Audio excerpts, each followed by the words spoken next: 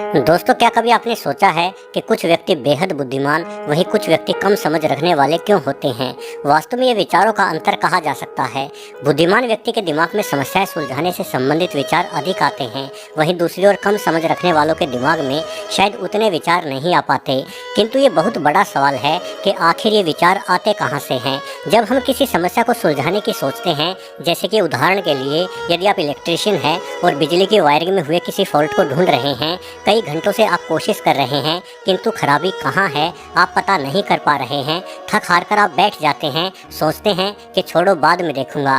तभी आपके मन में कहीं से एक विचार आएगा। आप कहेंगे, अरे फला चीज़ तो मैंने फला तरीके से चेक की ही नहीं। आप तुरंत अपने दिमाग में आए विचार के अनुसार कार्य शुरू करते हैं और समस्या को ठीक कर देते हैं। विभिन्न क्रियाकलापों के दौरान हमारे साथ अनेकों बार ऐसा होता है। पता नहीं कहाँ से कोई विचार हमारे भीतर आता है और जिस समस्या को खूब प्रयास करने पर भी हम नहीं सुलझा पा रहे थे, वो समस्या क्षण भर में ही सुलझ जाती है। कई बार कोई वस्तु खो गई हो तो ढूंढने पर भी नहीं मिलेगी, आप उस वस्तु को ढूंढना छोड़ देंगे, किंतु अचानक दिमाग में आए एक विचार से आपको ज्ञात होगा कि वो वस्तु अमुक जगह पर रखी है। आप वहीं जाते हैं और वो वस्तु आपको मिल जाती है। अब सवाल फिर से वही है कि आखिर वो विचार आया कहाँ से। दोस्तों, निकोला टेस्ला कितने महान वैज्ञानिक रहे हैं ये बताने की आवश्यकता नहीं है। अपने आखिरी दिनों में टेस्ला बहुत कमजोर हो गए थे और बीमार रहने लगे थे। तब उनकी उम्र 85 वर्ष थी। अपने जीवन में उनके द्वारा किए गए विभिन्न आविष्कारों के कारण अमेरिकी सरकार द्वारा टेस्ला जी को सम्मानित करने के लिए एक बहुत बड़ा आयोजन किया गया।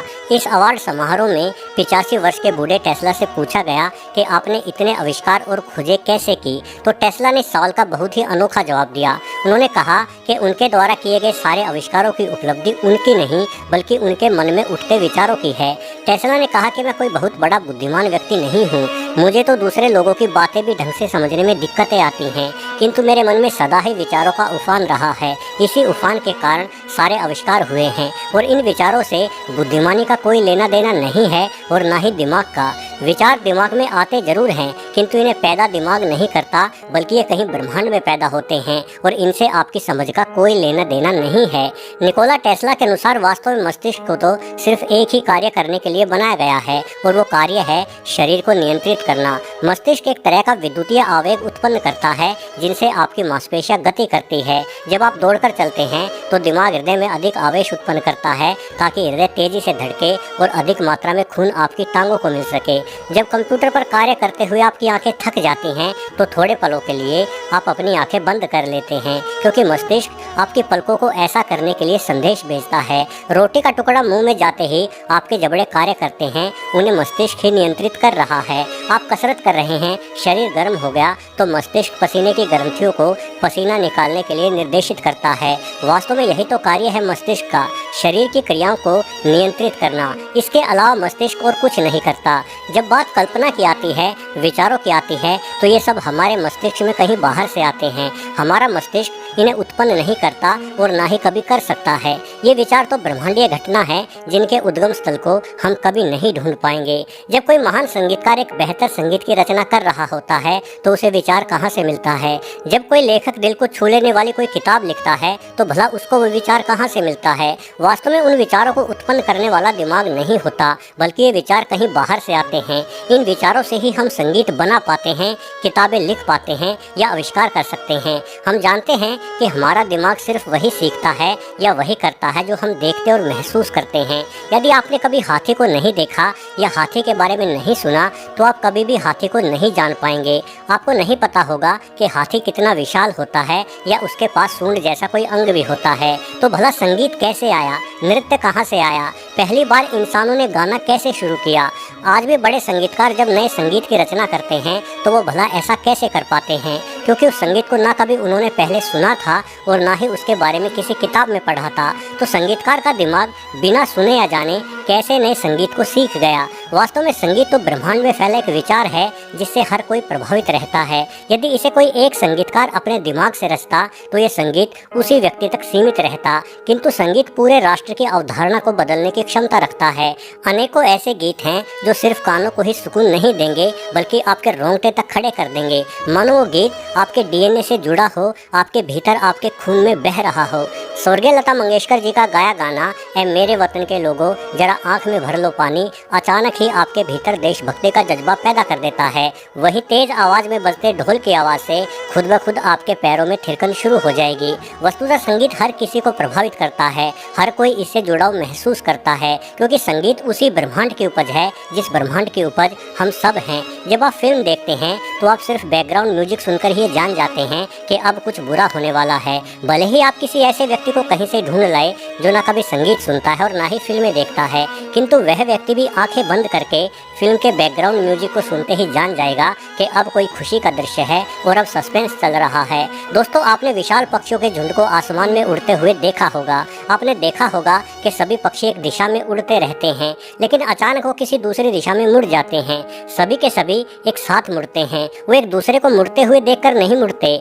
देखकर मुड़ने में तो समय लग जाएगा, लगता है वो पक्षी किसी विचार से मुड़ते हैं। मुड़ने का विचार सभी पक्षियों के मन में एक साथ उत्पन्न होता है, इसलिए उन सबके मुड़ने का समय और तरीका एक समान ही होता है। मानो कोई विचार उन सभी पक्षियों को नियंत्रित कर रहा हो और वो सभी एक दूसरे के साथ जुड़े हुए हों, जिस तरह से किसी वाईफाई से कई सारे कंप्यूटर और मोबाइल जुड़े हुए होते हैं। शायद उसी तरह से ही पक्षियों का, जानवरों का या हम सब इंसानों का दिमाग भी किसी प्रकार के वाईफाई से जुड़ा हुआ है। इसलिए कई मामलों में हमारा व्यवहार एक जैसा ही है। एक ही वस्तु से हम सब प्रभावित होते हैं। शायद हमें विचार प्रदान करने वाला कोई विशाल वाईफाई ब्रह्मांड में कहीं मौजूद है। ब्रह्मांड की एक आधारभूत सच्चाई है गुरुत्वाकर्षण बल। गुरुत्वाकर्षण बल ब्रह्मांड में मौजूद हर इकाई पर अपना प्रभाव डालता है। इसने एक विशाल वाईफाई की ही तरह सभी कणों को जोड़ रखा है।